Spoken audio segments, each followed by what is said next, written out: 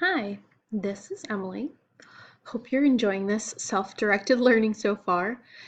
This is going to be a relatively quick video so I can share some thinking with you all about how we came to developing the lead measures for teacher observation specifically on the Navigator Lit team.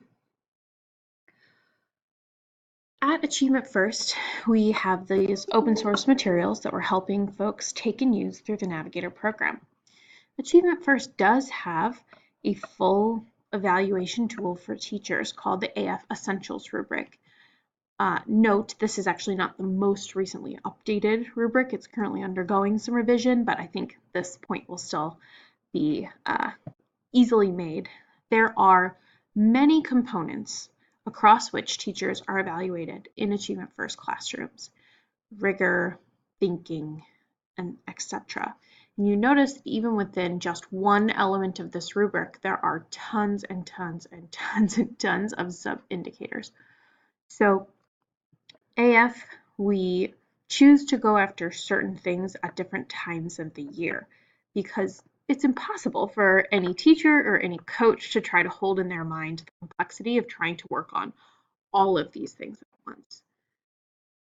Similarly, on the Navigator Lit team, when we were putting together our lead measure tools, we asked ourselves the question, within our priority is ELA achievement, ELA student achievement. And we have some really good guesses as to what's going to get us within 1 year, which is hard in ELA, student achievement. And some of those are very much dependent on the teacher moves. For example, we know that the more students spend time with complex text, the better readers they become. And yet there's so many classrooms where teachers do so much talking that students actually end up doing very little reading. So as we put together our arc of the year, for the very beginning of the year, we knew that the most important things for us were that teachers had proficient what we call time in text, which is literally students having uninterrupted time with complex text. And the other piece that we chose was the lesson launch. There are many ELA lessons where 20 minutes in, students still aren't in text or aren't in writing, and we wanted to make sure that from the beginning of the year, launches were tight, they were concise, so students could get in the work of time and text ASAP. So we chose those elements to be what we wanted to go after for ARC 1, and just those elements, and we have tools to measure both of those. We also knew that launch should be able to be something that teachers, even new teachers, can be proficient with in a relatively quick amount of time. And time in text really is just be quiet and let students have time in text. So we did need to think about, okay, so then where do we go from here? How do we make sure that the next arc is building on that, still going to contribute to something directly that will have an impact on student achievement? And that's how we came up with collaborative data-driven discussion. So both discussion, e.g. students are making meaning together from the complex text they are reading, and then also that discussion is data-driven, so the teacher is making informed choices about how to make it as rich a discussion of the text as possible. And from there, we jump into an arc where teachers their focus is on effective feedback scholars. So once you have student reading up and running and the discussion of the reading up and running, how are you giving feedback both to individual scholars and to the class as a whole to guide them and do better thinking, better learning? So we set our metrics that we want 80% of teachers proficient in each of these arcs. And we chose 80% because we are realistic that there are some teachers whose focus will need to remain on the previous arc, for example, or some teachers who really need some strong culture building in their classrooms where that needs to remain the focus. And yet we think that 80% is a really attainable goal for each of these arcs.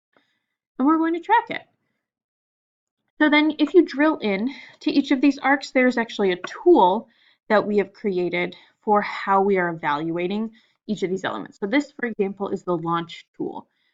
which is essentially taking a piece of an AF rubric and just blowing it up so we can be very, very specific about what we're looking for in the launch. You'll notice that there are levers for success and indicators of what it looks like, and then there's just a holistic rubric at the end. This is what we have chosen for Navigator, the holistic rubric, for two reasons.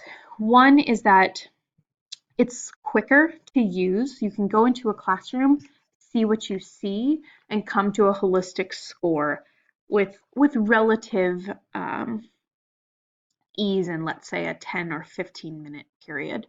Whereas if you have a longer checklist type of rubric or evaluation tool, you might see some elements and not other elements, and it might be challenging to come to a normed score.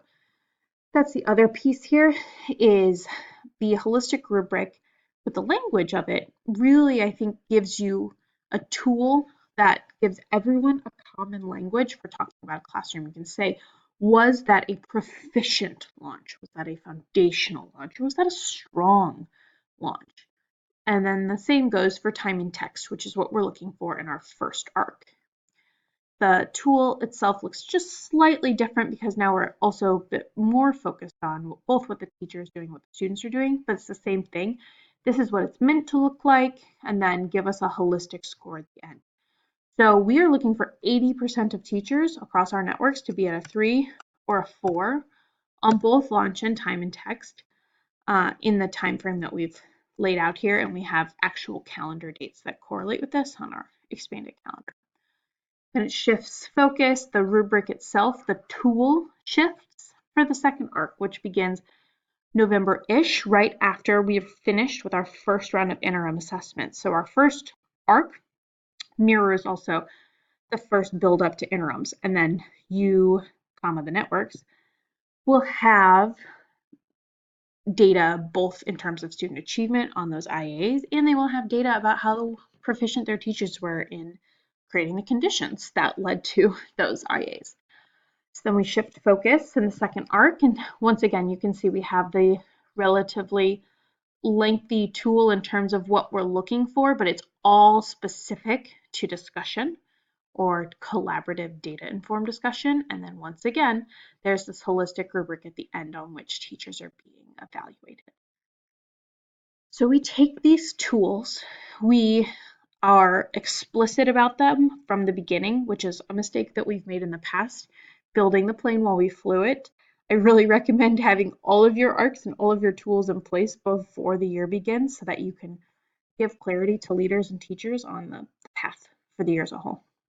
We didn't do that last year, and we have this year, and I hope it is more successful. I feel confident that it's going to be more successful. I also want to note that this tool itself is something that we created from last year's tools and got a lot of feedback and input on from partners who are on the ground using the tools. So we got input from some amazing leaders across the networks who could say language changes, who could recommend formatting changes, and who could say, this is how we think that this tool is really going to be most effective to us on the ground using it. So a couple of lessons there. One, decide what you're going to look for in terms of teacher classrooms early, before the year begins, and make it concrete and finite. You can't go after discussion and reading and writing and intervention all at the same time with a focus where you're going to really see things move. And get input as you're building the tool from the leaders who will use it, and also even from the teachers who are going to be evaluated against it. Let's make sure they think it's fair and reasonable and motivating. And once you have that in place, then you do work, which I'll talk about later in a different video, but then you do work to help folks norm against that tool. Make sure that everyone is looking at the same bar for proficiency or the same bar for something that's strong or not proficient, so that when you're getting back this data, you're really confident that it's telling you the real story about what's happening in classrooms. And this is just a really helpful place to go in terms of your lead measures for priorities. Now, if you are a Navigator network, In either math or ELA, we're telling you, here are your lead measures for teacher observations. And for Navigator Lit folks specifically, we also have student achievement, relative goals, so what you're looking for in terms of student work. If you're not a Navigator network, you can still do all of this work, and we're going to kind of walk you through that process in some of the slides and the self-directed learning that's to come. So thanks for watching this. I hope it helped clarify what lead measures we're going after that are influenceable and actionable in Navigator Lit, and why we put this together, and how we used input to make it a stronger tool.